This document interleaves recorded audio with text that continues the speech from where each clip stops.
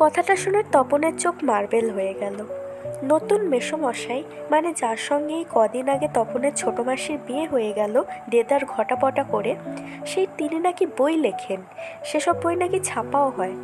অনেক বই ছাপা হয়েছে মেসোর। তার মানে তপনের নতুন মেসোমশাই একজন লেখক, সত্যিকার লেখক। জলজান্ত একজন লেখককে এত কাছ থেকে কখনো দেখেনি তপন। দেখা যায় তাই জানতো না। লেখকরা যে তপনের বাবা, ছোট মামা বা মেজ কাকুর মতো মানুষ, এ বিষয়ে সন্দেহ ছিল তপনের। কিন্তু নতুন মেসোকে দেখে জ্ঞানচক্ষু খুলে গেল তপনের। আশ্চর্য, কোথাও কিছু উল্টোপাল্টা নেই, অন্যরকম নেই, একেবারে নিছক মানুষ। সেই ওদের মতোই দাড়ি কামান, সিগারেট খান, খেতে বসে আরে ব্যাস এত কখনো খাওয়া যায় বলে অর্ধেক তুলিয়ে দেন, চানের সময় চান করেন এবং ঘুমানোর সময় ঘুমন। তাছাড়া ঠিক ছোট মামাদের মতোই খবরের কাগজের সব কথা নিয়ে প্রবলভাবে গল্প করেন, তর্ক করেন, আর শেষ পর্যন্ত এদেশে কিচ্ছু হবে না বলে সিনেমা দেখতে চলে যান, কি বেড়াতে বেরোন সেজেগুজে। মামার বাড়িতে এই বিয়ে উপলক্ষেই এসেছে তপন, আর ছুটি আছে বলেই রয়ে গেছে। ওদিকে মেসোরও নাকি গরমের ছুটি চলছে, তাই মেসো শ্বশুর বাড়িতে এসে রয়েছেন কদিন। তাই অহরহই জলজান্ত একজন লেখককে দেখবার সুযোগ হবেই তপনের। তাই সেই সুযোগই দেখতে পাচ্ছে তপন। লেখক মানে কোনো আকাশ থেকে পড়া জীব নয়, তপনের মতোই মানুষ। তবে তপনেরই বা লেখক হতে বাধা কি? মেসোমশাই কলেজের প্রফেসর, এখন ছুটি চলছে, তাই সেই সুযোগে শ্বশুর বাড়িতেই রয়ে গেছেন কদিন। আর সেই সুযোগেই দিব্যি একখানি দিবানিদ্রা দিচ্ছিলেন। ছোট মাসি সেই দিকেই ধাবিত হয়। তপন অবশ্য না বলে প্রবল আপত্তি তোলে, কিন্তু কে শোনে তার কথা? ততক্ষণে তো গল্প ছোট মেসোর হাতে চলেই গেছে। হইচই করে দিয়েছে ছোট মাসি তার ঘুম ভাঙিয়ে। তপন অবশ্য মাসির এই হইচইতে মনে মনে পুলকিত হয়, মুখে আ করলেও হয়। কারণ লেখার প্রকৃত মূল্য বুঝলে নতুন মেসোই বুঝবে, রত্নের মূল্য জহুরির কাছেই। একটু পরেই ছোট মেসো ডেকে পাঠান তপনকে, এবং বোধ করি নতুন বিয়ে শ্বশুর বাড়ির ছেলেকে খুশি করতেই বলে ওঠেন, তপন তোমার গল্পটা দিব্যি হয়েছে, একটু কারেকশন করে করে দিলেই ছাপতে দেওয়া চলে। তপন প্রথমটা ভাবে ঠাট্টা, কিন্তু যখন দেখে মেসোর মুখে করুণার ছাপ, তখন আহ্লাদে কাঁদো কাঁদো হয়ে যায়। তাহলে বাপু তুমি ওর গল্পটা ছাপিয়েই দাও, মাসি বলে। মেসোর উপযুক্ত কাজ হবে সেটা।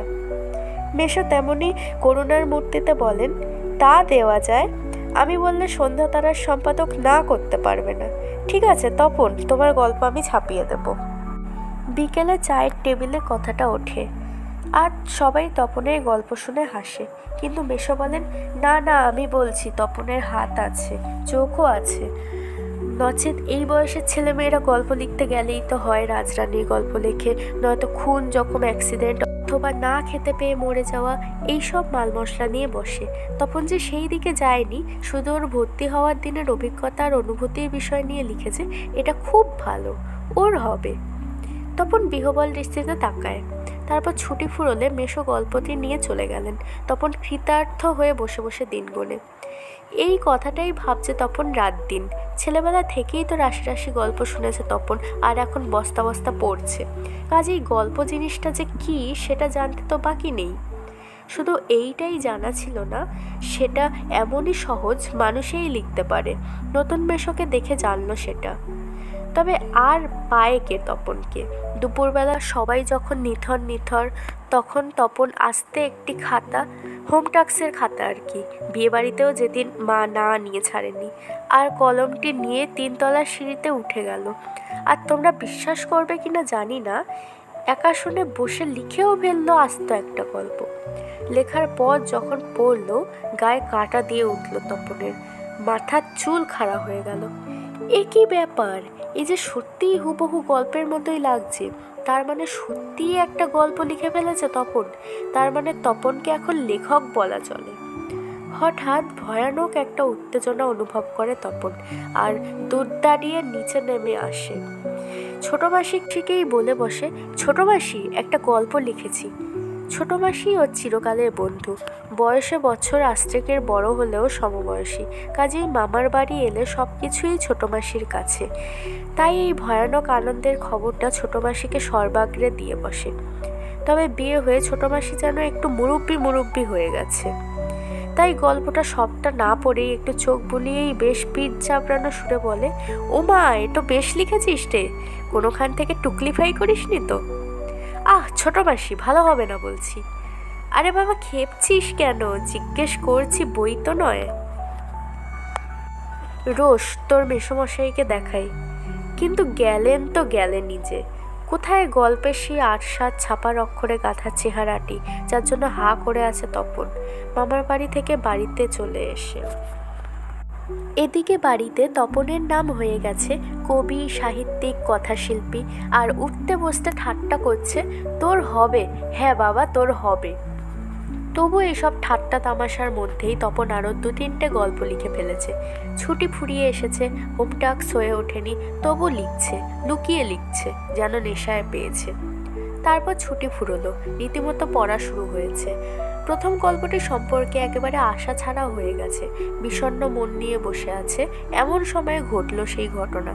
ছোট মাসি আর মেসো একদিন বেড়াতে এলো, হাতে এক সংখ্যা সন্ধ্যা তারা। কেন হেতু? সন্ধ্যা তারা নিয়ে কেন? বুকের রক্ত ছলকে ওঠে তপনের। তবে কি সত্যিই তাই? সত্যি তপনের জীবনের সবচেয়ে সুখের দিনটি এলো আজ? কিন্তু তাই কি সম্ভব? সত্যিকার ছাপার অক্ষরে তপন কুমার রায়ের লেখা গল্প হাজার হাজার ছেলের হাতে হাতে ঘুরবে? পৃথিবীতে এমন অলৌকিক ঘটনাও ঘটে? তা ঘটেছে, সত্যিই ঘটেছে। সূচিপত্রেও নাম রয়েছে। প্রথম দিন, গল্প, শ্রী তপন কুমার রায়। সারা বাড়িতে শোরগোল পড়ে যায়। তপনের লেখা গল্প পত্রিকায় ছাপা হয়েছে। ওর লেখক মেশো ছাপিয়ে দিয়েছে। পত্রিকাটি সকলের হাতে হাতে ঘোরে। সকলেই একবার করে চোখ বোলায় আর বলে, বারে চমৎকার লিখেছে তো। মেশো অবশ্য মৃদু মৃদু হাসেন, বলে, একটু আধটু কারেকশন করতে হয়েছে অবশ্য, নেহাত কাঁচা তো। মাসি বলে, তা হোক, নতুন নতুন অমন হয়। ক্রমশ ও কথাটাও ছড়িয়ে পড়ে, ওই কারেকশনের কথা। বাবা বলেন, তাই, তা না হলে ফট করে একটা লিখলো আর ছাপা হলো। মেজো কাকু বলেন, তা ওরকম একটি লেখক মেশো থাকা মন্দ নয়। আমাদের থাকলে আমরাও চেষ্টা করে দেখতাম। ছোট মাসি আত্মপ্রসাদের প্রসন্নতা নিয়ে বসে বসে ডিম ভাজা আর চা খায়। মেশো শুধু কফি। আজ আর অন্য কথা নেই, শুধু তপনের গল্পের কথা আর তপনের নতুন মেশোর মুহূর্তের কথা। উনি নিজে গিয়ে না দিলে কি আর সন্ধ্যা তারার সম্পাদক তপনের গল্প করে আঙুল দিয়ে ছুতো? তপন যেন কোথায় হারিয়ে যায় এসব কথার মধ্যে। গল্প ছাপা হলে যে ভয়ঙ্কর আহ্লাদটা হওয়ার কথা, সে আহ্লাদ খুঁজে পায় না। অনেকক্ষণ পরে মা বলেন, কই তুই নিজের মুখে একবার পড় তো তপন শুনি। বাবা, তোর পেটে পেটে এত। এতক্ষণে বইটা নিজের হাতে পায় তপন। মা বলেন, কই পড়, লজ্জা কি, পড় সবাই শুনি। তপন লজ্জা ভেঙে পড়তে যায়, কেশে গলা পরিষ্কার করে। কিন্তু এ কি, এসব কি পড়ছে তপন? এ কার লেখা?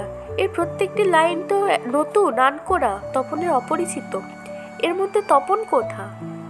তার মানে মেশো তপনের গল্পটিকে আগাগোড়াই কারেকশন করেছেন, অর্থাৎ নতুন করে লিখেছেন নিজের পাকা হাতে কলমে।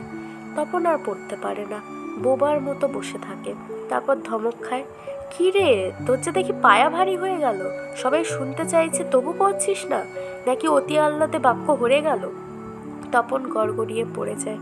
তপনের মাথায় ঢোকে না সে কি পড়ছে, তবু ধন্যি ধন্যি পড়ে যায়। আর একবার রব ওঠে, তপনের লেখক মেশো তপনের গল্পটি ছাপিয়ে দিয়েছে।